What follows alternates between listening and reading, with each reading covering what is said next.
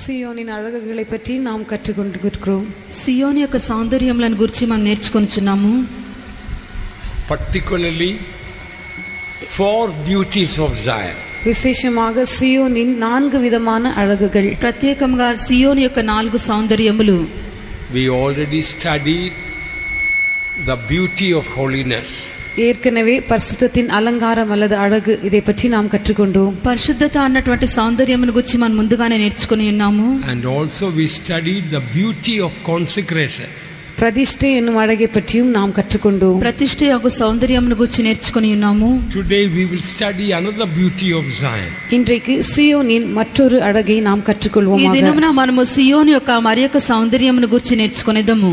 Let us never forget we have been called to Zion. நாம் சியோனுக்கென்று அழைக்கப்பட்டிருக்கிறோம் என்பதை நாம் ஒருபோதும் மறக்க வேண்டாம். మనము సియోను కొరకు పిలువబడి ఉన్నామన్న కార్యమును ఎన్నడూ కూడా మనం మర్చిపోవద్దు.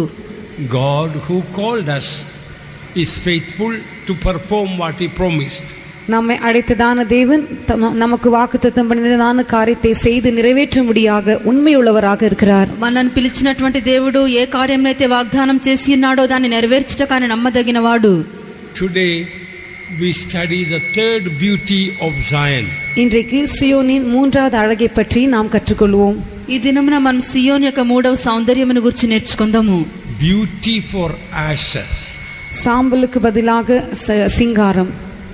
బూడిద యొక్క సౌందర్యము. Isaiah 61 verse 3. ஏசாயா 61ஆம் அதிகாரம் 3ஆம் வசனம். యెషయా 61వ అధ్యాయము 3వ వాక్యము. சியோனிலே துயரப்பட்டவர்களை சீர்படுத்தவும் அவர்களுக்கு சாம்பலுக்கு பதிலாக சிங்காரத்தையும் துயரத்துக்கு பதிலாக ஆனந்த தைலத்தையும் ஒடுங்கின ஆவிக்கு பதிலாக துதியின் உடையையும் கொடுக்கவும் அவர் என்னை அனுப்பினார். அவர்கள் கர்த்தர் தம்முடைய மகிமைக்கென்று நாட்டின நீதியின் விருட்சங்கள் எண்ணப்படுவார்கள். To appoint unto them that mourn in Zion, to give unto them beauty for ashes, the oil of joy for mourning, the garment of praise for the spirit of heaviness, that they might be called trees of righteousness, the planting of the Lord, that he might be glorified. To appoint unto them that mourn in Zion, to give unto them beauty for ashes. சியோனிலே துயரப்படுகிறவர்களை சீர்படுத்தவும் அவர்களுக்கு சாம்பலுக்கு பதிலாக சிங்காரத்தை கொடுக்கவும். సియోన్లో దుఃఖించే వారికి ఉల్లాస వస్త్రములు ధరింపజేయుటకును బూడిదకు ప్రతిగా పూదండను లేక సౌందర్యమును అనుగ్రహించుటకు. The original Hebrew is beauty for ashes is crown of beauty for ashes. எபிரேய மொழியாகிய மூல பாஷையிலே சாம்பலுக்கு பதிலாக சிங்காரம் என்று சொல்லப்பட்டதான இடத்திலே சாம்பலுக்கு பதிலாக சிங்காரம் என்னும் கிரீடம் என்று சொல்லப்பட்டிருக்கிறது. ఇక్కడ మన మూల భాషలో హెబ్రీ భాషలో బూడిదకు ప్రతిగా పూదండనని మనం చూచినప్పుడు బూడిదకు ప్రతిగా సౌందర్యమును కిరీటం అని చెప్పబడుచున్నది. In other words, this beauty is a crowning beauty in Zion.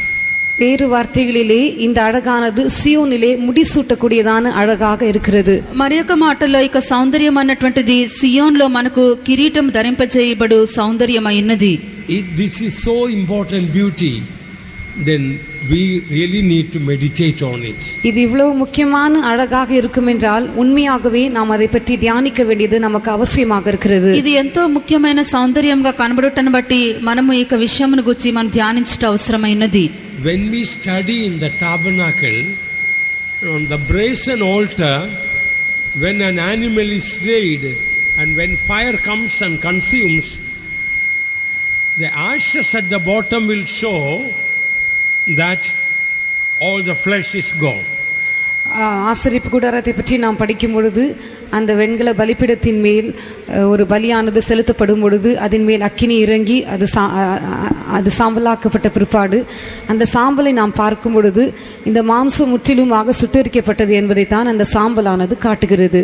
ప్రత్యక్ష గుడారం అందు కూడా ఇత్తడి బలిపీఠం మీద మనం చూచినప్పుడు అర్పించబడినటువంటి పశువంతా కూడా దేవుని యొక్క అగ్ని చేత పూర్తిగా దహింపజేయబడి కింద బూడిద మాత్రమే కనబడును. బూడిదని చూచినప్పుడు దాని యొక్క మాంసమంతా దహింపజేయబడి ఉన్నదని చెప్పి అర్థము. The ashes shows there is no flesh. In other words, these ashes show a selfless, fleshless life. அந்த சாம்பலானது இனி மாம்சமில்லை, அது சுட்டெரிக்கப்பட்டு விட்டது என்பதை காட்டுகிறது, அல்லது அது சுயம் இல்லாததான మాంసికం ఇల్లాదదాన్ ఒక జీవితే కాటుகிறது. ఈ యొక్క బూడిద అన్నటువంటిది దాని యొక్క మాంసము పూర్తిగా దహింపజేయబడినదని కార్యము మనం సూచించినది. ఈ బూడిద అనగా ఒక నిస్వార్థమైనటువంటి ఏమాత్రము మాంసం లేనటువంటి శరీర ప్రకారమైనటువంటి కార్యములు లేనటువంటి జీవితంను సూచించినది. All the flesh should become ashes. அந்த மாமிசம் அல்லது மாமிசீகம் முற்றிலுமாக அது சாம்பலாக மாற்றப்பட வேண்டும். దాని యొక్క మాంసం అంతా కూడా పూర్తిగా బూడిదగా మారవలెను. So for that fire from heaven has to come. இதற்காக பரலோகத்திலிருந்து அக்கினியானது இறங்கி வர வேண்டும். ఇందు నిమిత్తమై పరలోకం నుండి ఆకాశం నుండి అగ్ని దిగి రావలెను. Beauty for ashes. சாம்பலுக்கு பதிலாக சிங்காரத்தையும், బూడిదకు ప్రతిగా సౌందర్యము. Ashes have no beauty at all. சாம்பலுக்கு எந்த விதமான அழகும் இல்லை. బూడిదకు ఏ సౌందర్యమును లేదు. But God has a crowning beauty. ஆனால் தேவனிடத்திலே முடிசூட்டுகிறதான ஒரு அழகு உண்டு. అయితే దేవుని యొద్ద కిరీటం ధరింపజేయబడు సౌందర్యం ఉన్నది. Holy Spirit is working in us. All our fleshly character has to be removed. நமக்குள்ள இருக்கிறதான எல்லா விதமான மாம்சிகமான சுபாவங்களும் நீக்கப்படும்படியாக பரிசுத்த ஆவியானவர் நமக்குள்ளே கிரியை செய்து கொண்டிருக்கிறார். పరిశుద్ధాత్మ మన దేవుడు మనలో క్రియ చేసి ప్రతి శరీర ప్రకారమైనటువంటి స్వభావమును మన యొద్ద నుండి తొలగించుచున్నాడు. Sometimes our spiritual ambitions can be selfish. சில சமயங்களிலே நம்முடைய ஆவிக்குரிய ஜீவித்திலே நமக்கு இருக்கிறதான உன்னதமான குறிக்கோள்கள், நோக்கங்கள் எல்லாம் அது தன்னலம் உள்ளவைகளாக இருக்கக்கூடும். కొన్ని సందర్భంలో ఆత్మీయ ప్రకారంగా మనకున్నటువంటి అభిలాషలు, కోరికలన్నీ కూడా నిస్వార్థమైనవిగా కనబడవచ్చును. I should become a great preacher. நான் ஒரு பெரிய பிரசங்கியாராக மாற வேண்டும். గొప్ప ప్రసంగికునిగా నేను మారవలెను. I should become a famous singer. நான் பெயர் பெற்றதான பாட்டுக்காரியாக மாற வேண்டும். ప్రసిద్ధిగాంచినటువంటి పాటలు పాడవారుగా మారవలెను. I must become a world famous servant of God to travel around the world. நான் முழு உலகம் எங்கும் சுற்றி வருகிறதான ஒரு பிரசித்தி பெற்றதான தேவனுடைய ஊழியக்காரனாக மாற வேண்டும். లోక ప్రసిద్ధిగాంచినటువంటి లోకమంతా సంచారం చేసిన సేవకునిగా నేను మారవలెను. I want to become mightily used by God. நான் தேவனால் வல்லமையாக பாவிக்கப்பட வேண்டும். నేను దేవుని చేత శక్తివంతంగా ఉపయోగింపబడవలెను. If we really examine our hearts, we'll see there is lot of self in these spiritual ambitions also. நமக்குள்ளே இருக்கிறதான இந்த ஆவிக்குரியதான வாஞ்சைகள், குறிக்கோள்களிலும் கூட அதிகமான சுயம், தன்னலம் காணப்படுவதை நாம் நம்முடைய இருதயத்தை நன்றாக ஆராய்ந்து பார்த்தால் அறிந்து கொள்ள முடியும். మన యొక్క హృదయమును మనం మంచిగా పరిశీలించుకున్నట్లయితే మన యొక్క ఆత్మీయమైనటువంటి గురి, ఈ యొక్క కోరికల, అభిలాషల యందు ఇటువంటి స్వార్థమైనటువంటి తలంపులు కనబడుచున్నవి. Deep inside there is lot of flesh. நம்முடைய இருதயத்தின் அடியாழத்திலே அதிகமான சுயம், மாம்சம் இருக்கிறது. మన యొక్క లోపల లోతైన కార్యములందు అధికంగా మనకు స్వార్థము, మాంసమైన కార్యములు కనబడుచున్నవి. Our greatest desire not to become useful but to be faithful. நம்முடைய மிகவும் சிறந்த வாஞ்சை என்னவாக இருக்க வேண்டும் என்றால், நாம் அதிகமாக பிரயோஜனப்படும்படியாக அல்ல, உண்மையுள்ளவர்களாக இருக்க வேண்டும் என்பதே நம்முடைய வாஞ்சையாக இருக்க வேண்டும். మన యొక్క శ్రేష్టమైనటువంటి వాంఛ అన్నటువంటిది మనం అధికంగా ప్రయోజనపడవలని కాదు, మనం అధికంగా నమ్మకంగా ఉండవలని మాత్రమే ఉండవలెను. The Bible does not say good and useful servant enter into the joy of the Lord. Bible doesn't say like that. வேதவசனம் இப்படியாக சொல்லுகிறதில்லை. நல்லது, useful, பிரயோஜனமுள்ள ஊழியக்காரனே நீ యజమాని సంతోషத்துக்குள்ளே ప్రవేశి என்று சொல்லுகிறதில்லை. బల ప్రయోజనమైనటువంటి దాసుడా నీ యొక్క యజమాని యొక్క సంతోషంలో నువ్వు ప్రవేశించమని చెప్పి వాక్యం మనకు చెప్పుటలేదు. but good and faithful servant enter into the joy of the Lord.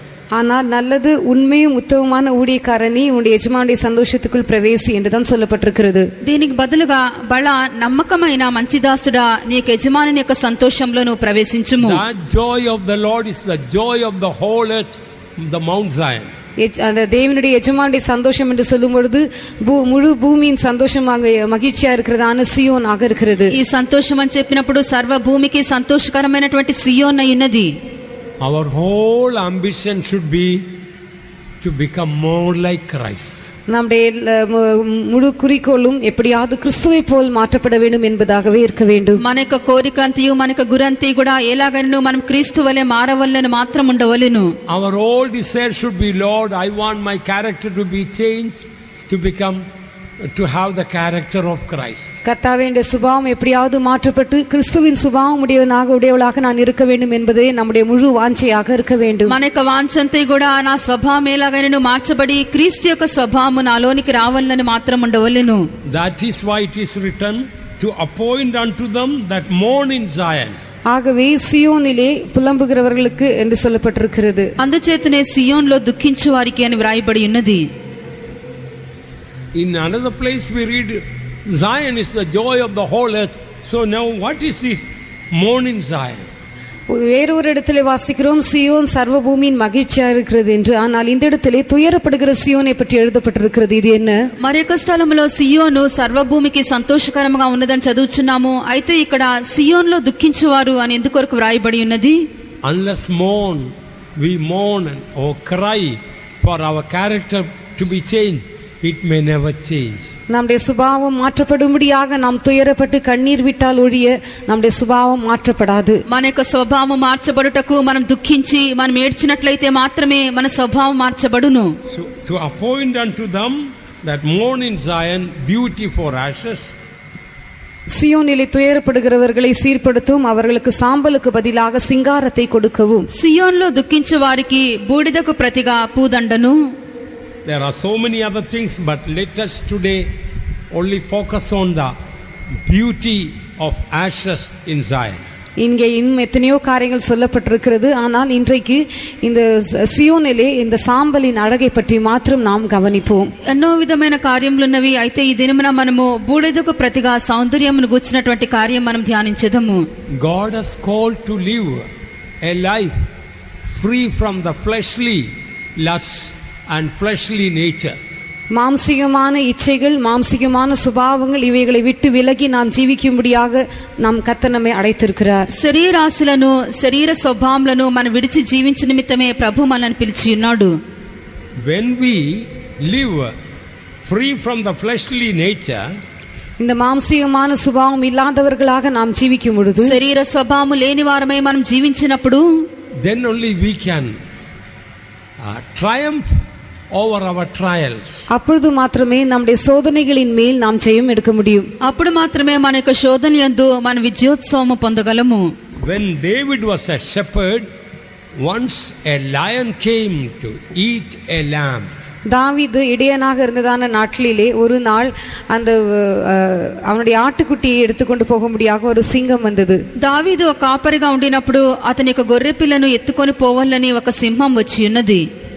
A lion and a bear came and took a lamb out of the flock. ஒரு விசை ஒரு சிங்கமும் ஒரு விசை ஒரு கரடியும் வந்து மந்தையில் இருக்கிற ஒரு ஆட்டை பிடித்து கொண்டது. సింహమును ఎలుగుబంటియు వచ్చి మందలో నుండి ఒక గొర్రె పిల్లను ఎత్తుకొని పోవుచుండెను. And what did David do? தாவீது என்ன செய்தான்? దావీదు ఏమి చేసెను? He went after the lion. அவன் அந்த சிங்கத்தின் பின்னாக போனான். సింహం వెంబడి వెళ్ళి ఉన్నాడు. Normally people will be frightened to go after the lion. பொதுவாக சிங்கத்தை தொடர்ந்து போகும்படியாக ஜனங்கள் பயப்படுவார்கள். సాధారణంగా జనులు సింహం వెంబడి వెళ్ళుటకు వారు భయపడుదురు. Oh, if a lamb is gone, it's all right. I don't want, I may lose the lamb, but let me not lose my life. ஆட்டுக்குட்டி போனாலும் பரவாயில்லை, நான் அந்த சிங்கத்தை பின்தொடர்ந்து போனால் என்னுடைய ஜீவித்திற்கு ஆபத்து வரக்கூடும், ஆகையால் என்னுடைய ஜீவன் தப்பினால் போதும், ஆட்டுக்குட்டி போனால் பரவாயில்லை என்று நினைப்பார்கள். గొర్రె పిల్లను ఎత్తుకొని పోనిము, గొర్రె పిల్ల ప్రాణం పోయినప్పటికీ అది పర్వాలేదు, అయితే నేను వెంబడి వెళ్ళినట్లయితే నా యొక్క ప్రాణమునకే అది నష్టం వచ్చును, కావున నేను వెంబడి వెళ్ళనని చెప్పి అనుకొందురు. But David went and smote that lion. ஆனால் தாவீது போய் அந்த சிங்கத்தை அடித்தான். అయితే దావీదు ఆ యొక్క సింహంను తరిమి దాన్ని చంపి ఉన్నాడు. Delivered that lamb out of the mouth of the lion. அந்த ஆட்டுக்குட்டியை அந்த சிங்கத்தின் வாய்க்கு தப்புவித்தான். సింహం యొక్క నోట నుండి ఆ గొర్రెను విడిపించి ఉన్నాడు. Then the lion roared to eat David. அப்பொழுது அந்த சிங்கமானது தாவீதை பட்சிக்கும்படியாக கர்ஜித்தது. అప్పుడు ఆ యొక్క సింహమును గర్జించి దావీదు మీదకు వచ్చి ఉన్నది. Now listen carefully. What did David do then? இப்போ தாவீது அதற்கு பிற்பாடு என்ன செய்தான்? జాగ్రత్తగా వినుడి. ఇప్పుడు దావీదు ఏం చేసి ఉన్నాడు? He caught the lion by the beard of the lion and killed him. దావీదు அந்த சிங்கத்தின் தாடியை பிடித்து அதை அடித்து கொன்று போட்டான். దావీదు ఆ యొక్క సింహం యొక్క గడ్డం పట్టుకొని దానిని కొట్టి చంపి ఉన్నాడు. He didn't catch any other place. அவன் வேறு அந்த சிங்கத்தின் வேறு எந்த பகுதியும் அவன் பிடிக்கவில்லை. ఆ సింహం యొక్క ఏ భాగమును కూడా దావీదు పట్టుకొనలేదు. This was the only place where there was no flesh. மாம்சம் இல்லாததான ஒரே ஒரு இடம் அந்த தாடி மாத்திரமே. ఈ యొక్క గడ్డం యందు మాత్రమే ఏ మాత్రమును మాంసం లేదు. If David had caught hold of any other place of the lion, he would have been catching hold of the flesh. தாவீது அந்த சிங்கத்தின் வேற ஏதாவது அந்த சிங்கத்தின் சரீரத்தின் வேற ஏதாவது ஒரு பகுதியை பிடித்திருப்பான் என்றால் மாம்சத்தை அவன் பிடிக்கக்கூடியவனாக இருந்திருப்பான். దావీదు ఆ యొక్క సింహం మందు ఏ భాగమైనను కూడా పట్టుకొని ఉండినట్లయితే అతడు మాంసమునే పట్టుకొని ఉండవచ్చును. And that would have destroyed David. அது தாவீதை అழித்து போட்டிருக்கும். అది దావీదును నాశనం చేసి ఉండవచ్చును. There are great spiritual truths in this.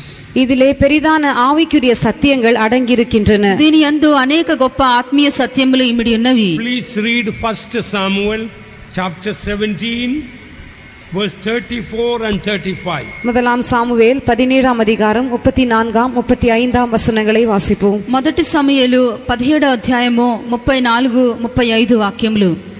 தாவீது சவுலை பார்த்து, உம்முடைய அடியான் என் தகப்பனுடைய ஆடுகளை மேய்த்து கொண்டிருக்கிற போது ஒரு விசை ஒரு சிங்கமும் ஒரு விசை ஒரு கரடியும் வந்து மந்தையில் இருக்கிற ஒரு ஆட்டை பிடித்து கொண்டது. நான் அதை தொடர்ந்து போய் அதை அடித்து அதை அதன் வாய்க்கு தப்புவித்தேன்.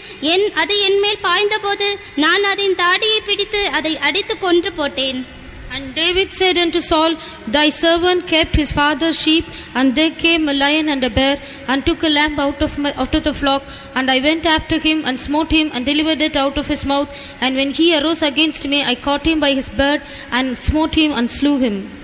After some time, you are going to minister to the souls, so please carefully listen what I want to share. சில காலத்துக்கு பிற்பாடு நீங்கள் ஆத்துமாக்கள் மத்தியிலே போய் ஊழியம் செய்ய போகிறீர்கள். ஆகவே இப்பொழுது நான் சொல்லுகிறதான காரியங்களை దయவு செய்து கவனமாய் கேட்டுக்கொள்ளுங்கள். కొంత సమయమైన పిమ్మట మీరు ఆత్మలను వెళ్లి వారిని సంధింపబోచున్నారు. కావున నేను చెప్పినటువంటి కార్యములను మీరు శ్రద్ధగా వినుడి. These are not my revelations. Many years ago, Pastor S.B. Ernest taught us this blessed truth from this portion. இவைகளெல்லாம் எனக்கு கிடைத்ததான வெளிப்படுத்தல்கள் அல்ல. அநேக வருடங்களுக்கு முன்பாக பாஸ்டர் எஸ்பி ஆனஸ்ட் அவர்கள் இந்த காரியங்களை எல்லாம் இந்த வேத பகுதியின் மூலமாக எங்களுக்கு சொல்லிக் கொடுத்தார். ఇవి నాకు దొరికినటువంటి ప్రకటనలు కావు. అనేక సంవత్సరములకు ముందుగా పాస్టర్ ఎస్బి ఎర్నెస్ట్ గారు ఈ యొక్క సత్యములన్నీ కూడా వాక్యం నుండి మాకు తెలియపరిచి ఉన్నారు. Therefore, please listen carefully. ஆகவே தயவு செய்து జాగ్రత్తగా వినుడి. Pastor Ernest told, so many people have got deliverance ministry, but many of them die very pathetic death and under the terrible attack of the devil. Why?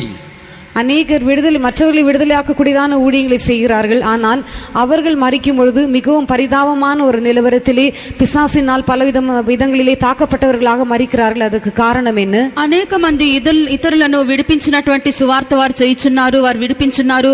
అయితే వారి యొక్క మరణం చూచినప్పుడు అది చాలా దయనీయమైనది గాను, దౌర్భాగ్యమైనది గాను, సాతాను చేత వారు పీడింపబడుచు తాకబడి చాలా హీనంగా వారు మరణించుచున్నారు. So many servants of God are in the world, even outside our church.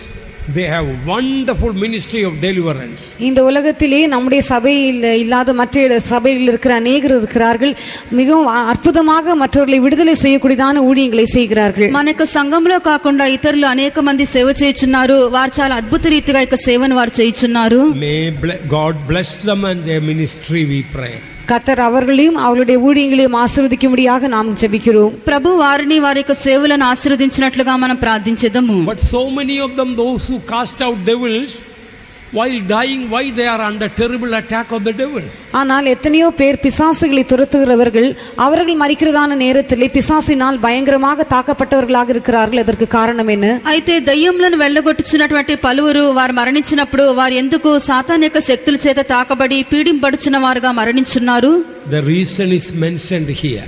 அதற்குரிய காரணம் இங்கே சொல்லப்பட்டிருக்கிறது. దానికి కారణము ఇక వాక్యమందు వ్రాయబడి ఉన్నది. Thy servant kept his father's sheep. நான் என் பிதாவினுடைய என் தகப்பனாருடைய ஆடுகளை நான் காக்கிறவனாக இருந்தேன். మీ దాసుడనైన నేను నా తండ్రి యొక్క గొర్రెలను కాయిచుండగా.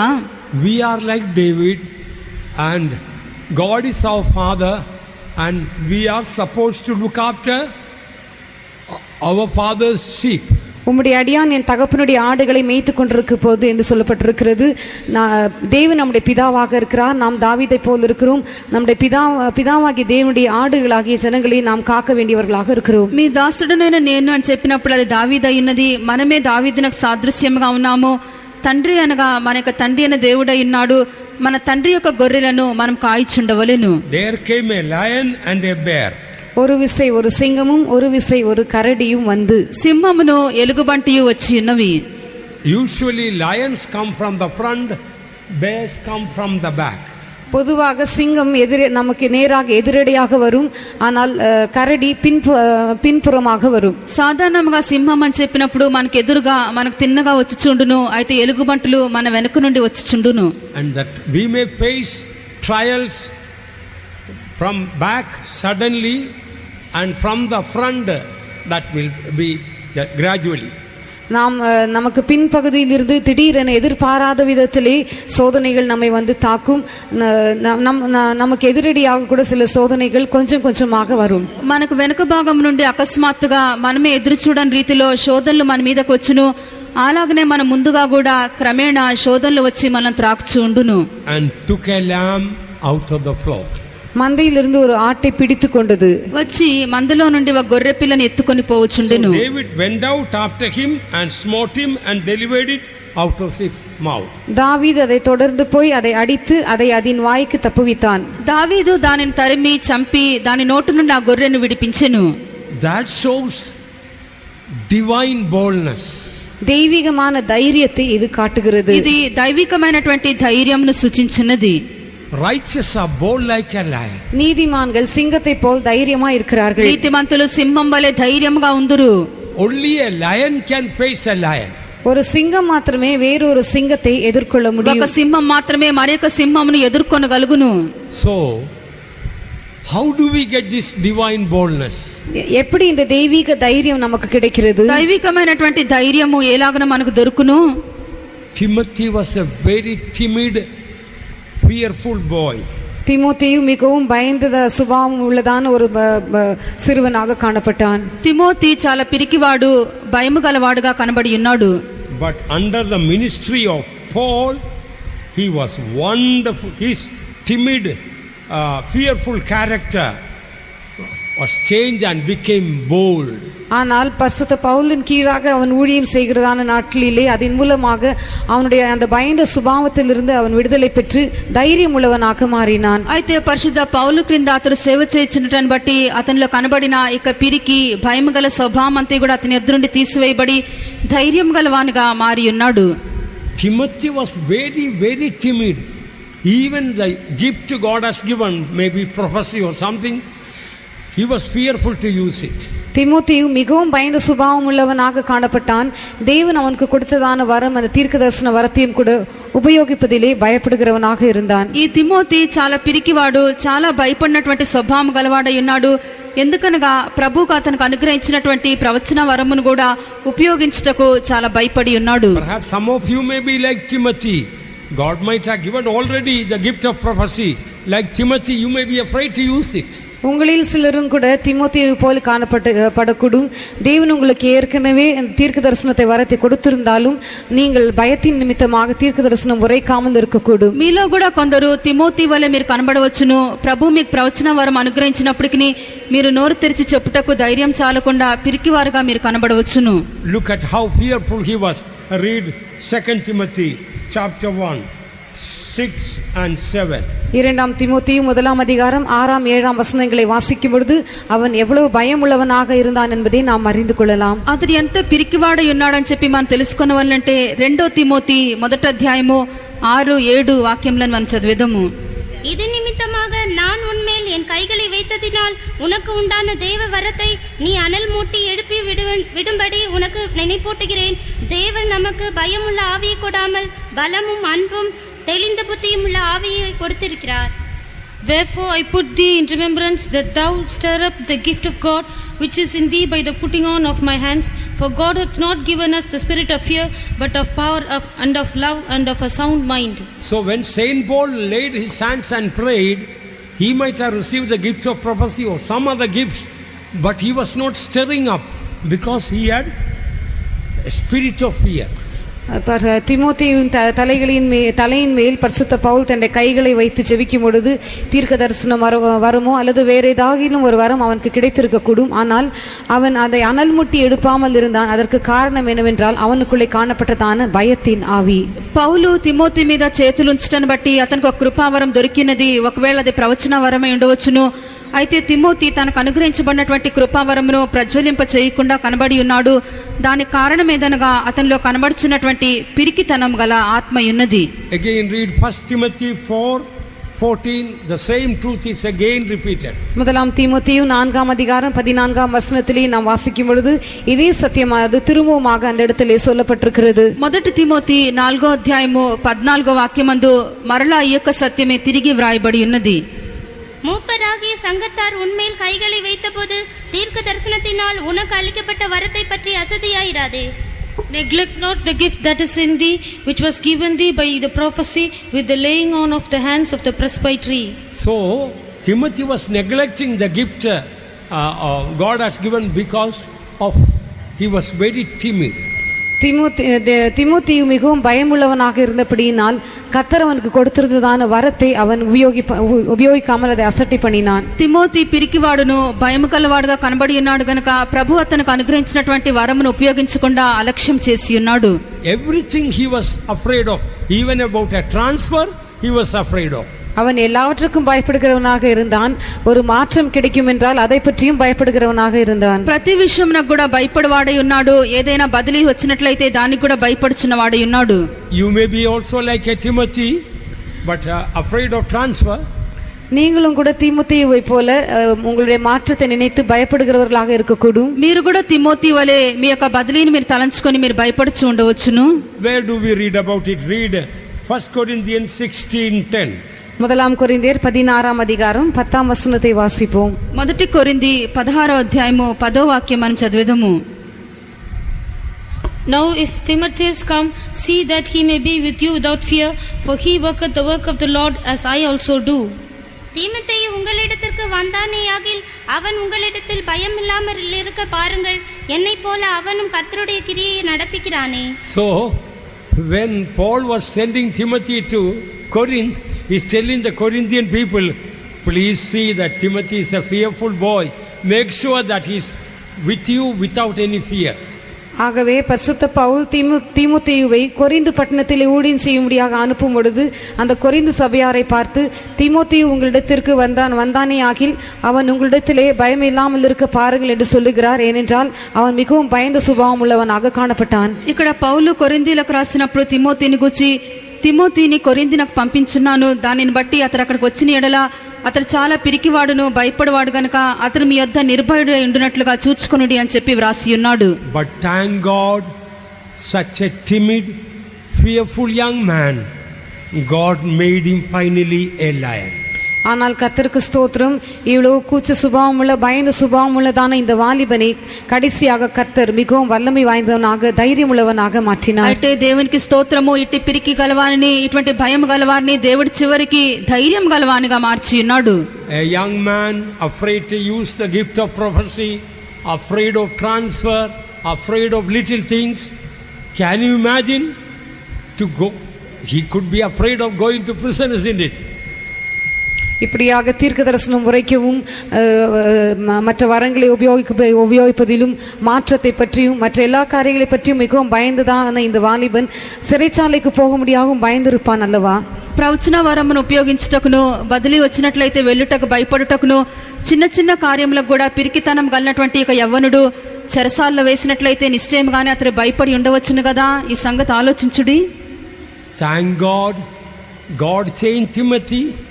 For the sake of Christ, he boldly went to prison, and he was in the prison joyful and came out victoriously. கர்த்தருக்கு ஸ்தோத்திரம். தேவன் தாமே அந்த தீமோத்தேயுவை மாற்றினார், அவனுக்கு தைரியத்தை கட்டளையிட்டார். கிறிஸ்துவின் நிமித்தமாக அவன் தைரியமாக சிறைச்சாலைக்கு போனான், ஜெயமெடுத்து அவன் வெளியே வந்தான். అయితే ప్రభువునకు స్తోత్రము. దేవుడు ఇక తిమోతిని మార్చి ఉన్నాడు. ఆ తిమోతి చెరసాలకు వెళ్లి ఉన్నాడు. చెరసాల నుండి కూడా జయముతో బయటకు వచ్చి ఉన్నాడు. Read that in Hebrews 13 23. எபிரேயர் 13ஆம் அதிகாரம் 23ஆம் வசனத்தை வாசிப்போம். హెబ్రీలకు రాసిన పత్రిక 13వ అధ్యాయము 23వ వాక్యము. சகோதரனாகிய தீமோத்தேயு விடுதலையாக்கப்பட்டான் என்று அறிவீர்களாக. அவன் சீக்கிரத்தில் வந்தால் அவனோட கூட நான் வந்து உங்களை காண்பேன். Know ye that our brother Timothy is set at liberty, with whom if he come shortly I will see you. All his timid, fearful character gone, he went to the prison for Jesus boldly and came out victoriously from the prison. அந்த அவனுடைய எல்லா பயந்த சுபாவம் நீக்கப்பட்டவனாக, தைரியம் உள்ளவனாக, கிறிஸ்துவின் நிமித்தமாக சிறைச்சாலைக்குள்ளுக்கு போனான். திரும்பமாக ஜெயம் பெற்றவனாக சிறைச்சாலையிலிருந்து విడుదలయాக்கப்பட்டான். అతని యొక్క పిరికి భయము గల స్వభావము తొలగించబడెను. అతడు ధైర్యం గలవాడై క్రీస్తు నిమిత్తము చెరసాలకు వెళ్లి ఉన్నాడు. అక్కడి నుండి కూడా అతడు విడుదల పొందినవాడై ధైర్యంతో తిరిగి వచ్చి ఉన్నాడు. If there is anybody fearful, timid like Timothy, what God did for Timothy, God will do for you. He will make you bold like a lion.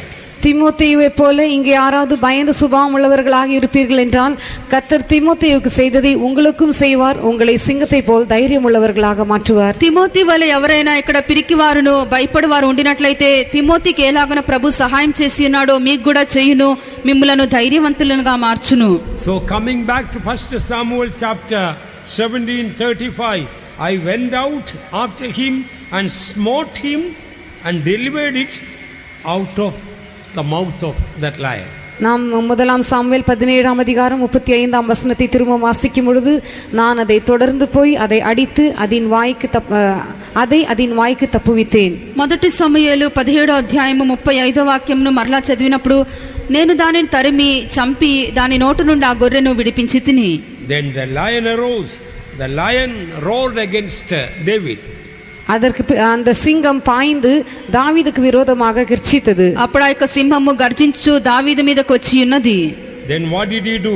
அப்பொழுது தாவீது என்ன செய்தான்? అప్పుడు దావీదు ఏం చేసి ఉన్నాడు? He caught the lion by the beard. அவன் அந்த சிங்கத்தின் தாடியை பிடித்தான். ఆ యొక్క సింహమును దానికి గడ్డం చేత పట్టుకొని ఉన్నాడు. And smote him and slew him. அந்த சிங்கத்தை அடித்து கொன்று போட்டான். ఆ సింహమును కొట్టి చంపి ఉన్నాడు. This is where so many evangelists are making mistake. இந்த இடத்தில் தான் अनेक சுவிசேஷகர்கள் தவறி விடுகிறார்கள். ఈ యొక్క స్థలంలోనే అనేక మంది సువార్థికులు తప్పిపోవచ్చున్నారు. Many have a deliverance ministry, that is very good. அநேகர் மற்றவர்களை விடுதலையாக்கக்கூடியதான ஊழியத்தை செய்கிறார்கள், அது நல்லது தான். అనేక మంది విడుదల సేవ చేయుచున్నారు, అది మంచిదే. So many precious souls are delivered from the mouth of the lion, that's very good. அநேக விலையேற பெற்றதான ஆத்துமாக்கள் சிங்கத்தின் வாயிலிருந்து விடுவிக்கப்படுகிறார்கள், அது நல்லது தான். అనేక మంది అమూల్యమైనటువంటి ఆత్మలు సింహం యొక్క నోటు నుండి విడిపించబడుచున్నారు, అది కూడా మంచిదే. So many sinners are saved through so many evangelists, that's very good. எத்தனையோ பாவிகள் பல சுவிசேஷகர்கள் மூலமாக ரட்சிக்கப்படுகிறார்கள், அது மிகவும் நல்லது தான். అనేక మంది సువార్థికుల ద్వారా అనేక మంది పాపులు రక్షించబడుచున్నారు, ఇది కూడా చాలా మంచిదే. So many faith healers, through faith in the name of Jesus, people are getting healed and delivered from witchcraft, etc. It's very good. விசுவாசத்தினால் சுகமாக்குகிறதான எத்தனையோ பேர் மூலமாக வியாதியா இருக்கிறவர்கள், பில்லிசூனிய கட்டினால் கட்டப்பட்டவர்கள், இவர்கள் எல்லாம் விடுதலையாக்கப்படுகிறார்கள், அது நல்லது தான். విశ్వాసం చేత స్వస్థపరచువారు అనేకులను స్వస్థపరచున్నారు, చేతబడులు దయ్యముల చేత పీడించబడిన వారిని విడుదల చేయుచున్నారు, ఇది కూడా మంచిదే.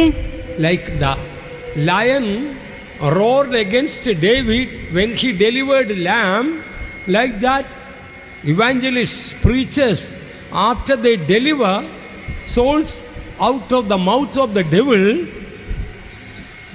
they should not forget, we should not forget, lion will roar against them. இப்படியாக தாவீது அந்த ஆட்டுக்குட்டியை சிங்கத்தின் வாயிலிருந்து விடுவித்த பிற்பாடு அந்த சிங்கமானது எப்படி தாவீதின் மேல் பாய்ந்ததோ அதே வண்ணமாக பிரசங்கிக்கிறவர்கள், சுவிசேஷகர்கள் ஜனங்களை இப்படியாக பாவத்திலிருந்து, வியாதியிலிருந்து, பிசாசின் பிடியிலிருந்து விடுவிக்கும் பொழுது அவர்களை விடுவித்த பிற்பாடு அந்த சிங்கமானது, பிசாசானது இவர்களை தாக்கும் என்பதை ஒருபோதும் மறந்துவிடக்கூடாது. ఇక్కడ దావీదు ఆ యొక్క సింహం యొక్క నోటు నుండి ఆ యొక్క గొర్రెను విడుదల చేసినప్పుడు ఆ యొక్క సింహము గర్జించు దావీదు మీదకి వచ్చి ఉన్నది. అలాగే కూడా అనేక మంది ప్రసంగికులు, సువార్థికులు కూడా జ్ఞాపకం ఉంచుకొనవలెను. ఆత్మలను మనము సాతాను యొక్క నోటు నుండి మనం విడుదల చేయించి ఉండినప్పుడు ఆ యొక్క సింహము మన మీదకే గర్జించు వచ్చును.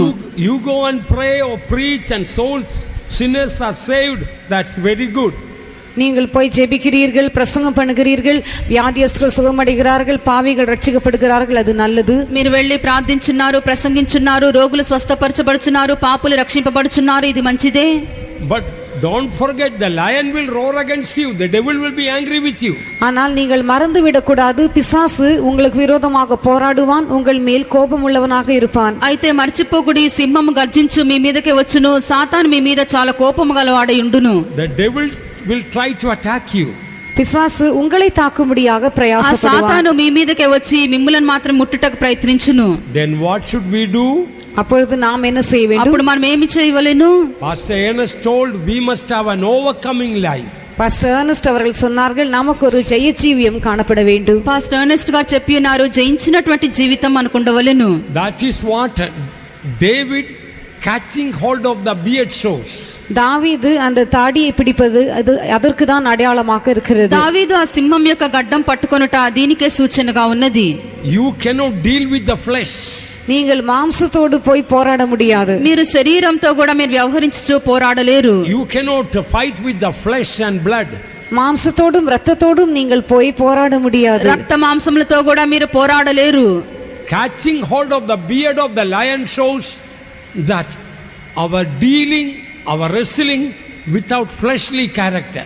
நாம் அந்த சிங்கத்தின் தாடி பிடிப்பது என்று சொல்லும் பொழுது நாம் இடைப்படுவது அல்லது நாம் போராடுவது அந்த மாம்சீகமான தன்மை இல்லாததான ஜெயம் கொண்டவர்களாக இருந்து நாம் செய்ய வேண்டும். ఆ యొక్క సింహం యొక్క గడ్డం పట్టుకుంటా అని చెప్పినప్పుడు మన యొక్క వ్యవహారం అంతా కూడా మనం ఎలాగున పోరాడుచున్నామో అది శరీరం లేనటువంటి కార్యములతోనే మనకున్నది. Deliverance ministry is one thing, overcoming life is another thing. விடுதலையாக்குறதான ஊழியம் ஒரு காரியம், ஜெயம் கொண்டதான ஜீவியம் மற்றொரு காரியமாக இருக்கிறது. విడుదల సేవ ఒక కార్యమైనది, జయించినటువంటి జీవితము మరొక కార్యమైనది. Those who have a deliverance ministry, if they don't live an overcoming life, at the end of their life the lion will eat them up.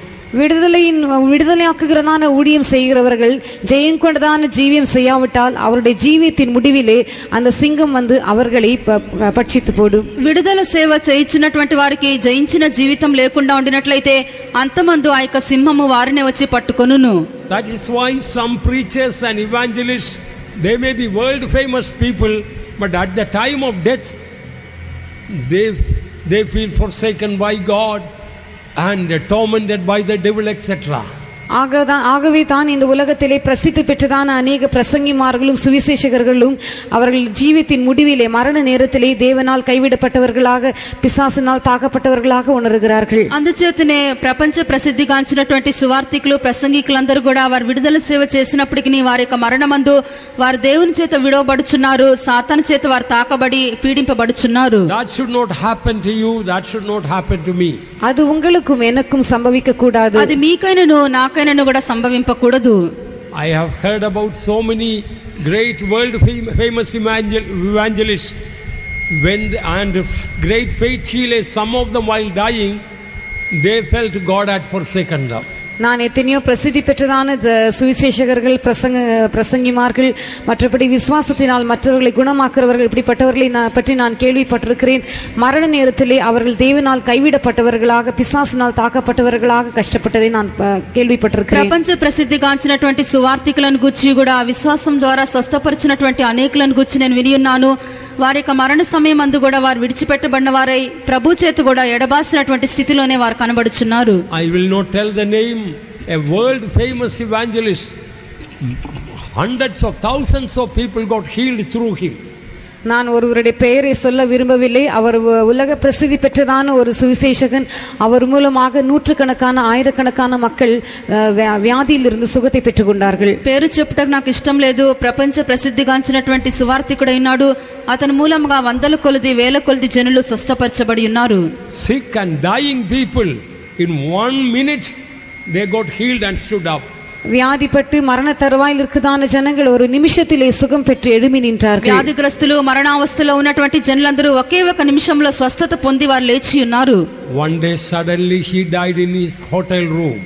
ஒரு நாள் திடீரென அவர் தங்கியிருந்ததான ஹோட்டலின் அந்த அறையிலே அவர் மரித்து போனார். అయితే ఒక దినమున అతను బస్ చేసినటువంటి హోటల్లోనే ఆ గదిలోనే మరణించి ఉన్నాడు. And after the postmortem, the coroner's report came, and this is the words of the coroner. died of acute alcoholism.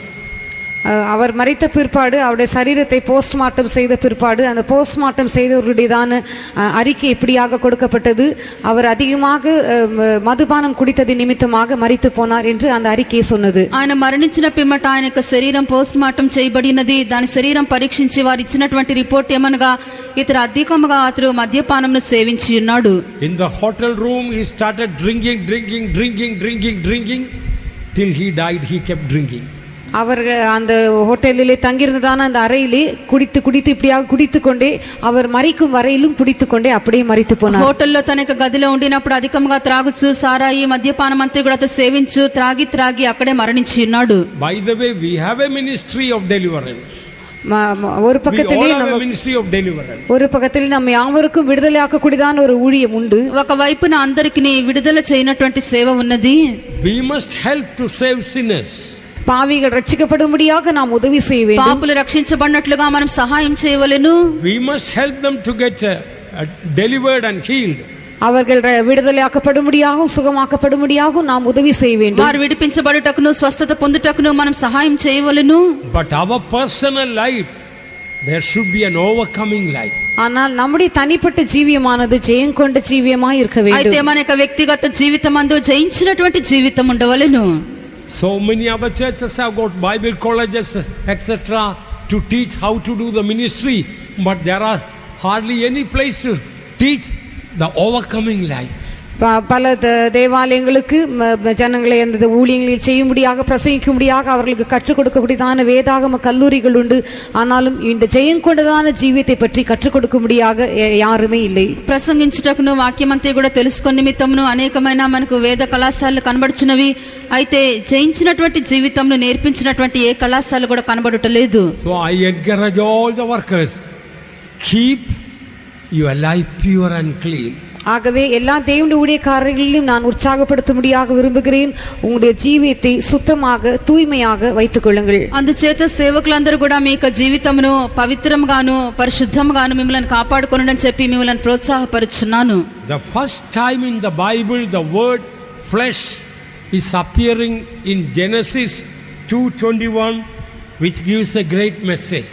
இந்த மாமிசம் என்கிறதான அந்த வார்த்தையானது ஆதியாகமம் 2ஆம் அதிகாரம் 21ஆம் வசனத்தில் தான் இந்த முழு வேதாகமத்தில் முதல் முறையாக உபயோகிக்கப்பட்டிருக்கிறது.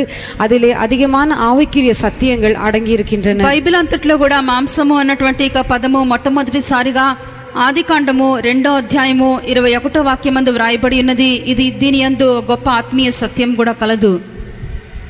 அப்பொழுது தேவனாகிய கர்த்தர் ஆதாமுக்கு அயர்ந்த நித்திரையை வர பண்ணினார். அவன் நித்திரை அடைந்தான். அவர் அவன் விலா எலும்புகளில் ஒன்றை எடுத்து அந்த இடத்தை சதையினால் அடைத்தார். And the Lord God caused a deep sleep to fall upon Adam, and he slept, and he took one of his ribs and closed up the flesh instead thereof. Tamil is not clear. English, God closed up the flesh.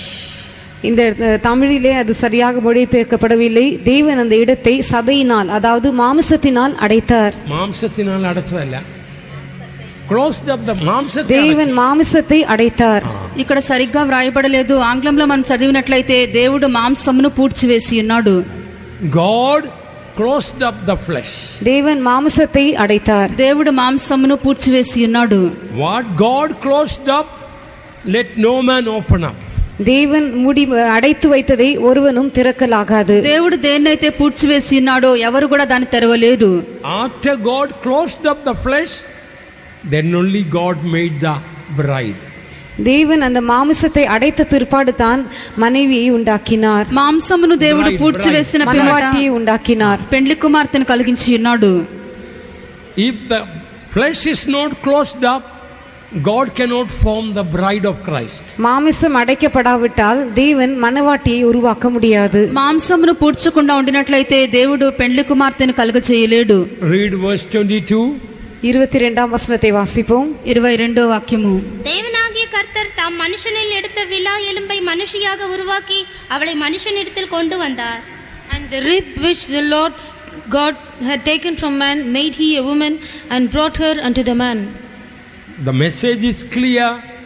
God first of all closed up the flesh. Afterwards, God formed the bride. இந்த இடத்திலே இந்த விஷயமானது தெளிவாக சொல்லப்பட்டிருக்கிறது. முதலாவதாக தேவன் மாமிசத்தை அடைத்தார், அதற்கு பிற்பாடு மணவாட்டியை உருவாக்கினார். ఇక్కడ స్పష్టంగా వ్రాయబడినది, దేవుడు మొదటిగా మాంసమును పూడ్చివేసి ఉన్నాడు, పిమ్మట దేవుడు పెండ్లి కుమార్తెను నిర్మించి ఉన్నాడు. So, listen, only those who are in whose life God had closed up the flesh, through them only the bride of Christ can be formed. கவனியுங்கள், யாருடைய ஜீவித்திலே கர்த்தர் மாமிசத்தை அடைத்திருக்கிறாரோ அவர்கள் மூலமாக மாத்திரமே கிறிஸ்துவின் மணவாட்டி உருவாக்கப்பட முடியும். జాగ్రత్తగా వినుడి, ఎవరి యొక్క జీవితం అందైతే దేవుడు మాంసమును పూడ్చివేయుచున్నాడో వారి యందు మాత్రమే దేవుడు పెండ్లి కుమార్తెను నిర్మించగలడు. In other words, if you do not overcome the flesh, you cannot do the ministry of preparing the bride of Christ. வேறு வார்த்தைகளிலே சொல்ல வேண்டுமென்றால், நீங்கள் மாமிசத்தை ஜெயிக்காவிட்டால் இந்த மணவாட்டியை உருவாக்குகிறதான ஊழியத்தை உங்களால் செய்ய முடியாது. మరొక మాటల్లో చెప్పినట్లయితే, శరీరమును మీరు జయింపకుండా ఉండినట్లయితే పెండ్లి కుమార్తెను రూపించినటువంటి పనిని మీరు చేయలేరు. There are saints who do not dwell in the flesh. மாம்சத்திலே வாசம் பண்ணாததான பரிசுத்தவான்கள் இருக்கிறார்கள். శరీరమందు నివాసం చేయనటువంటి పరిశుద్ధులు ఉన్నారు. Read Daniel 2:11. தானியேல் 2ஆம் அதிகாரம் 11ஆம் வசனத்தை வாசிப்போம். దానియేలు 2వ అధ్యాయము 11వ వాక్యము. ராஜா கேட்கிற காரியம் மிகவும் அருமையானது. மாம்சமாய் இருக்கிறவர்களோட வாசம் பண்ணாத தேவர்களே ஒழிய ராஜ சமூகத்தில் அதை அறிவிக்கத்தக்கவர் ஒருவரும் இல்லை என்றார்கள். 2:11. Daniel 2:11. And it is a rare thing that the king requireth, and there is none other that can show it before the king except the gods whose dwelling is not with flesh. So, Babylon தேசத்தை சேர்ந்ததான அந்த ஞானிகள் சாஸ்திரிகள் சொன்னதான காரியம் ஒரு பெரிய சத்தியமாக இருக்கிறது. బబులోను దేశమునకు చెందినటువంటి జ్ఞానులు చెప్పినటువంటి కార్యములందు చాలా సత్యం కలదు. the king had a dream, but he had forgotten the dream. రాజా ஒரு சொப்பனத்தை கண்டு சொப்பனத்தை மறந்து விட்டான். రాజు ఒక కల చూచి ఉన్నాడు, అయితే కలను మర్చిపోయి ఉన్నాడు. He was in deep trouble. அவன் மிகவும் கலக்கமடைந்திருந்தான். గొప్ప కలవరంతో నిండి ఉన్నాడు. He called all the wise men in his whole empire. None of them could tell the dream. அவனுடைய முழு ராஜ்யத்தில் இருக்கிற எல்லா ஞானிகளையும் சாஸ்திரிகளையும் அழைத்தான். ஆனால் ஒருவராலும் அந்த சொப்பனத்தை அவனுக்கு சொல்ல முடியவில்லை. అతడు తన యొక్క రాజ్యమందున్నటువంటి శకునగాండ్రను గారడి విద్య వారిని పిలిచి ఉన్నాడు, అయితే ఎవరు కూడా ఆ కళ యొక్క భావము తెలియపరచలేదు. The king had the dream, he had forgotten, and now he is demanding the wise men to tell the dream and the interpretation. ராஜா சொப்பனத்தை பார்த்து அவன் சொப்பனத்தை மறந்து விட்டான். இப்பொழுது அவனுடைய ராஜ்யத்தில் இருக்கிற ஞானிகளையும் சாஸ்திரிகளையும் அழைத்து அவரிடத்திலே சொப்பனத்தையும் அதன் அர்த்தத்தையும் சொல்லுங்கள் என்று கேட்கிறான். రాజు కళ కనియున్నాడు, అయితే కళను పూర్తిగా మర్చిపోయినాడు. ఇప్పుడు తన యొక్క రాజ్యమందున్నటువంటి జ్ఞానులను గారడి విద్యవాన్ని పిలిచి ఆ యొక్క కళను దాని యొక్క భావము కూడా తెలియపరచమని చెప్పి ఖండితంగా ఆజ్ఞాపించున్నాడు. It looks that king was crazy to ask the wise men to tell the dream which he had forgotten. தான் கண்டு மறந்து போனதான சொப்பனத்தை பற்றி சொல்லும்படியாக தன்னுடைய சாஸ்திரி இடத்திலே கேட்டதான அந்த ராஜாவுக்கு ஏதோ பைத்தியம் பிடித்தது போல் இருக்கிறது. తాను కలిగినటువంటి కళ తానే మర్చిపోయి జ్ఞానుల యొద్దను ఆ యొక్క గారడి విద్య వారి యొద్దను అడుగుచూ ఉండగా రాజు యొక్క స్థితి చూచినట్లయితే వెర్రి పట్టినట్లుగా ఉన్నది. The king got angry and told, if you don't tell the dream and the interpretation, one decree, all of you are going to be killed. ராஜா இப்படியாக மிகவும் கோபம் கொண்டவனாக சொன்னான், நீங்கள் இந்த சொப்பனத்தையும் அதன் அர்த்தத்தையும் சொல்லாவிட்டால் நீங்கள் யாவரும் அழிக்கப்படுவீர்கள் என்று சொல்லுகிறான். రాజు కళను దాని యొక్క భావమును మీరు తెలియజేయకుండా ఉండినట్లయితే మీరందరూ కూడా సమ్మానింపబడుదురని చెప్పి ఖండితంగా ఆజ్ఞాపించున్నాడు. Then the wise men told a truth. அப்பொழுது அந்த ஞானிகள் ஒரு சத்தியத்தை சொன்னார்கள். అప్పుడు ఆ యొక్క జ్ఞానులు ఒక సత్యంను తెలియపరిచిరి. O king, what you are asking is a rare thing. ராஜாவே, நீர் கேட்கிறதான காரியம் மிகவும் அருமையானது, அரிதானது. రాజు విచారించిన సంగతి బహు అసాధారణమైనది. No man can tell the dream and the interpretation. இந்த சொப்பனத்தையும் அதன் அர்த்தத்தையும் சொல்லக்கூடியவர்கள் ஒருவனும் இல்லை. ఎవరు కూడా కళను దాని యొక్క భావమును చెప్పలేరు. But there are some gods, there are some saints who do not dwell in the flesh, they will know the dream and the interpretation. ஆனால் சில மனிதர்கள், சில தேவர்கள் இருக்கிறார்கள், அவர்கள் மாம்சமாய் இருக்கிறவர்களோட வாசம் பண்ணாதவர்களாக இருக்கிறார்கள், அவர்கள் அந்த சொப்பனத்தையும் அதன் அர்த்தத்தையும் அறிவார்கள் என்று சொன்னார்கள். అయితే కొందరు దేవతలున్నారు, కొంతమంది పరిశుద్ధులున్నారు, వారు శరీరమందు నివాసం చేయరు, అట్టివారు మాత్రమే ఈ యొక్క భావమును కలను తెలియపరచగలరు. But the wise men did not know whether anybody in the world was available who was not dwelling in the flesh. ஆனால் இப்படியாக மாம்சமாயிருக்கிறவர்களோடு வாசம் பண்ணாததான யாரையாவது இந்த உலகத்திலே கண்டுபிடிக்க முடியுமா இல்லையா என்பதை அந்த ஞானிகள் அறியாதவர்களாக இருந்தார்கள். అయితే శరీరమందు నివాసం చేయనటువంటి ఎవరినైనా లోకమందు కనుగొనగలమా లేదా అని చెప్పి జ్ఞానులు తెలుసుకొనకుండా ఉండిరి. But there was one person who was not dwelling in the flesh in that land. ஆனால் அந்த தேசத்திலே மாம்சமாயிருக்கிறவர்களோடு வாசம் பண்ணாத ஒரு மனுஷன் வசித்து வந்தான். అయితే ఆ యొక్క దేశమందే శరీరమందు నివాసం చేయనటువంటి ఒక భక్తుడు నివసించి ఉన్నాడు. That was Daniel. அவன்தான் தானியேல். అతడే దానియేలు. If he was not dwelling in the flesh, that means he was dwelling in the spirit. அவன் மாம்சமாயிருக்கிறவர்களோடு வாசம் பண்ணாதவனாக இருந்தான் என்று சொல்லும் பொழுது அவன் ஆவியில் ஜீவித்து வந்தான் என்று அதிலிருந்து விலகிக் கொள்கிறோம். అతడు శరీరమందు నివాసం చేయలేదు అని చెప్పినప్పుడు దాని అర్థము అతడు ఆత్మయందు నివాసం చేసి ఉన్నాడని అర్థము. There are some saints who live in the spirit. இப்படியாக ஆவிக்குள்ளாக இருந்து ஜீவிக்கிறதான சில பரிசுத்தவான்கள் இருக்கிறார்கள். ఆత్మయందు జీవించినటువంటి కొందరు పరిశుద్ధులు ఉన్నారు. They do not dwell in the flesh. அவர்கள் மாம்சத்திலே வாசமாயிருப்பதில்லை. వారు శరీరమందు నివాసం చేయరు. They do not walk in the flesh. அவர்கள் மாம்சத்திலே நடப்பதில்லை. వారు శరీరమందు నడుచుకొనరు. They walk in the spirit. அவர்கள் ஆவியின்படி நடக்கிறார்கள். ఆత్మయందు వారు నడుచుకొందురు. They live in the spirit. அவர்கள் ஆவிக்குள்ளாக இருந்து ஜீவிக்கிறார்கள். ఆత్మలోనే వారు జీవించెదరు. Please read that Romans chapter 8, read verse 5 to 9.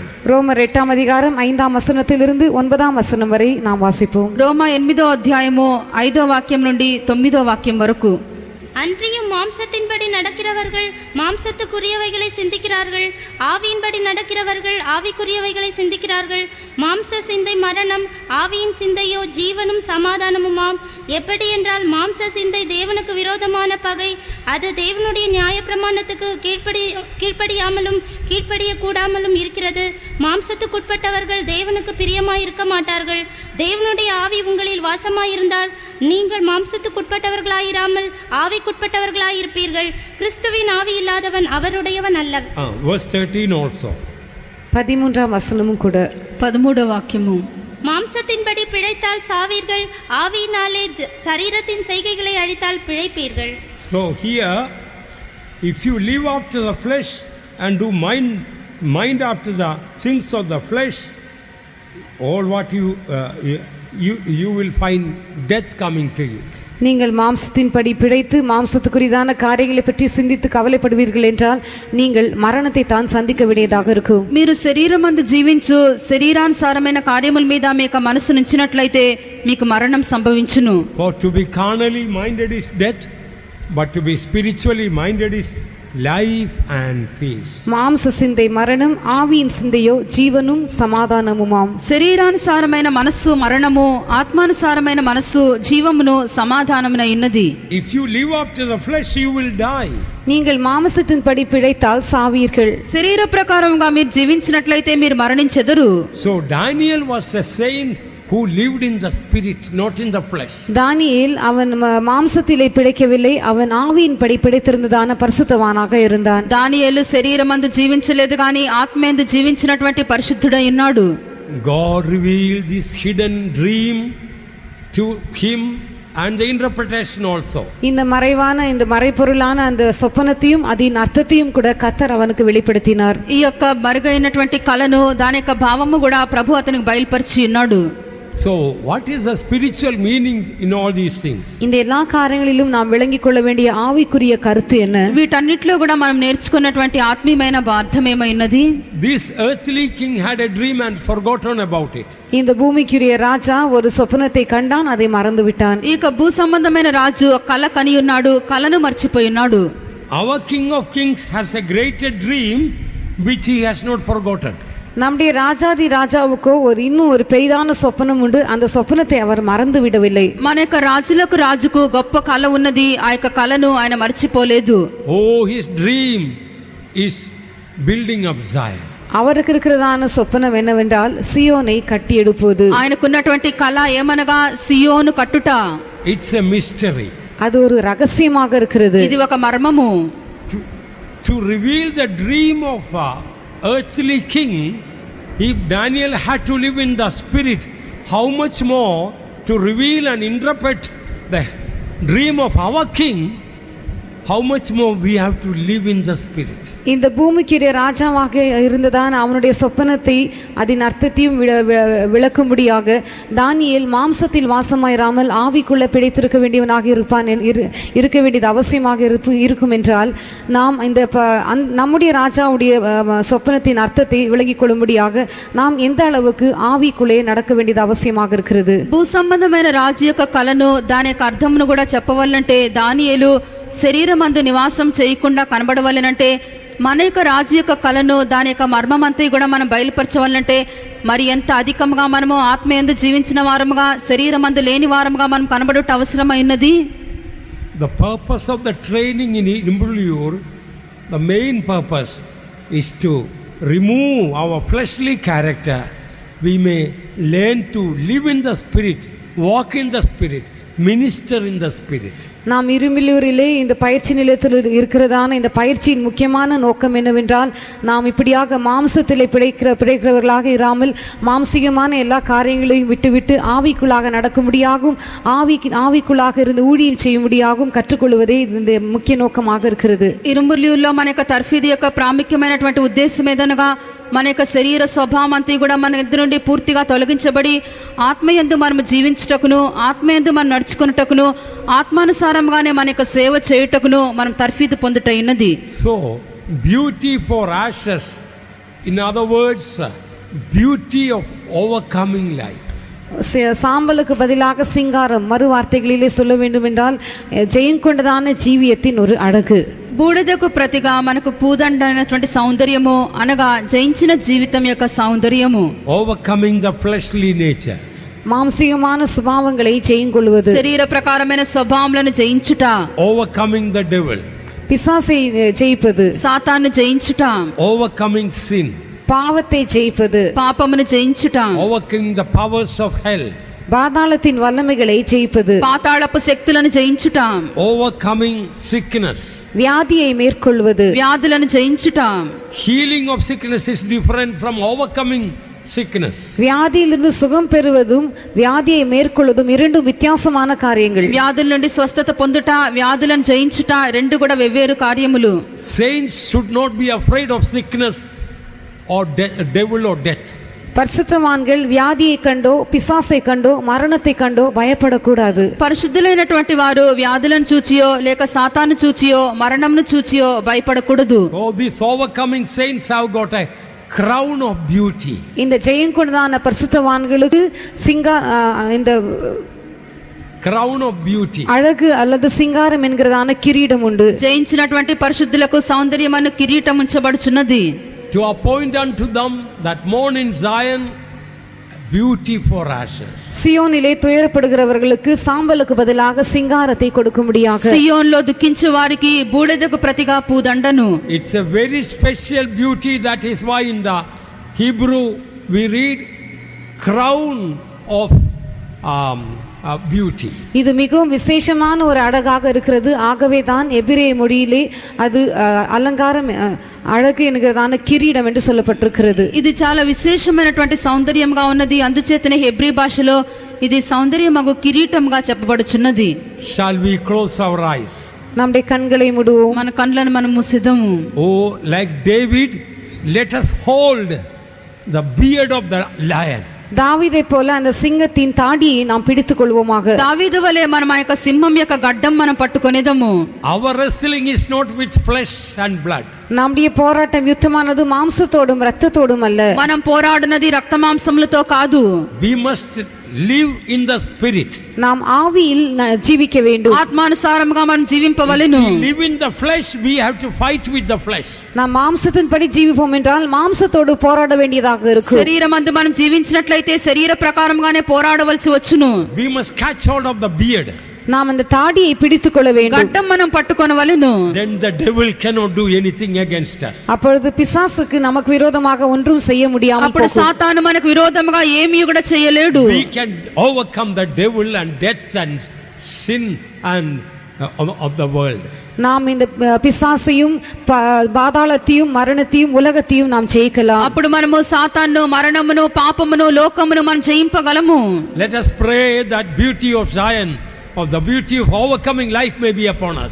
சியோனின் அழகு அல்லது ஜெயம் கொண்டதான ஜீவித்தின் அழகு நாம் ஒவ்வொரு மேலும் வந்து இறங்கும்படியாக நாம் ஜெபம் பண்ணுவோம். సియోను యొక్క సౌందర్యము లేక జయించిన జీవితం యొక్క సౌందర్యము మన ప్రతి ఒక్కరి మీదకు దిగి వచ్చినట్లుగా మనం ప్రార్థించేదము. Jayam கொண்டு பரிசுத்தரி சியோனின் சிகரமதில்